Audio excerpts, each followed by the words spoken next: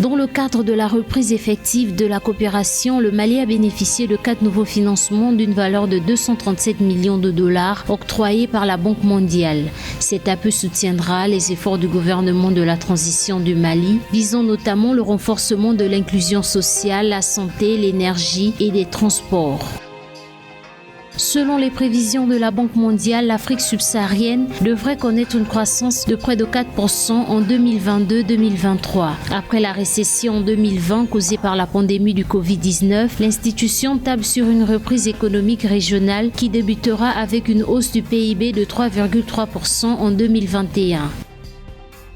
En Côte d'Ivoire, les autorités du Conseil Café-Cacao (CCC) ont annoncé que grâce à la mise en œuvre du différentiel de revenus décent RDD pendant la campagne cacaoyère 2020-2021, 500 milliards de francs CFA ont été versés aux exploitants. L'objectif étant de garantir un tarif rémunérateur aux producteurs afin d'améliorer leurs conditions de vie.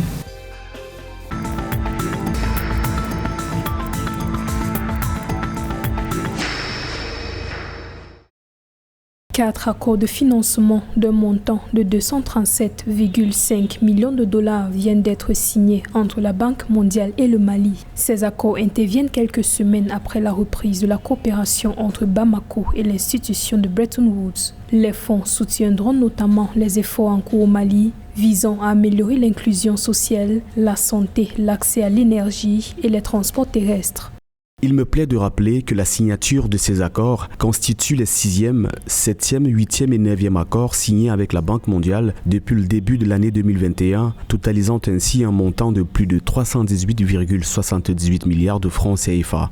De ce financement, 52,5 millions de dollars sont destinés au renforcement des programmes de vaccination contre le coronavirus, 100 millions de dollars pour le projet communautaire de relance et de stabilisation au Sahel, 55 millions de dollars soutiendront le projet régional d'amélioration de l'accès à l'électricité et de stockage d'énergie par batterie. Les 30 millions de dollars restants serviront à désenclaver les zones rurales isolées et mal desservies de Bamako.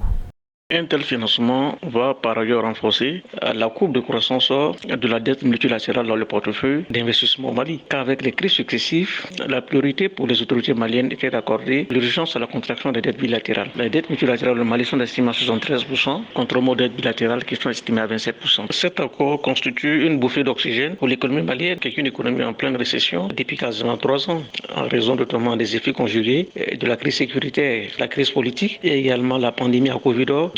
La croissance économique malienne s'est contractée de 3 points, passant de 5,3% à 2,1%. Cette bouffée d'oxygène, la Banque mondiale va permettre alors de réduire la fracture énergétique au Mali en essayant de renforcer la fluidité du transport terrestre. Donc c'est une avancée réelle permettant à une économie sous-oxyfiée de l'embargo de la CEDEAO de pouvoir effectivement entamer un nouveau départ dans le cadre d'une trajectoire de la croissance économique. S'agissant du projet d'électrification, 70 000 personnes supplémentaires situées dans les zones périurbaines et rurales du Mali devraient être raccordées. Selon les autorités, cet appui marque la volonté de la Banque mondiale d'accompagner le gouvernement de transition du Mali dans sa stratégie d'amélioration de la situation socio-économique et sécuritaire du pays.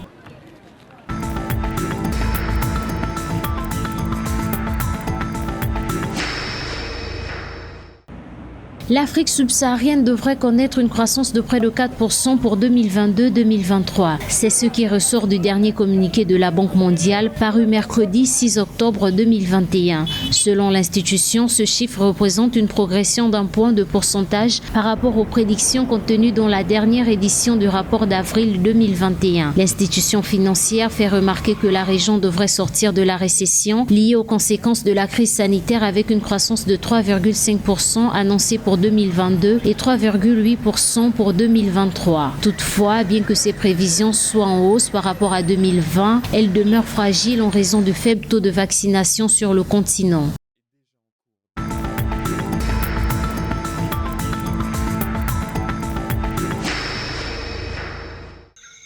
500 milliards de francs CFA, c'est le montant qu'a généré l'application du différentiel de revenus décents RDD aux producteurs de cacao pour la campagne 2020-2021 de la Côte d'Ivoire. Yves Koné, directeur général du Conseil du café cacao CCC, en a donné l'information. Grâce à cette bonne performance, le Conseil café cacao prévoit une prime de $400 sur chaque tonne d'or brun et garantit un tarif rémunérateur aux producteurs afin d'améliorer leurs conditions de vie. Si du côté du régulateur du secteur, cette mesure est réjouissante, néanmoins certains observateurs pensent que l'enveloppe aurait pu être plus importante si les gains du RDD n'avaient pas été entamés par les décotes réalisées ces derniers mois pour relancer les ventes du cacao.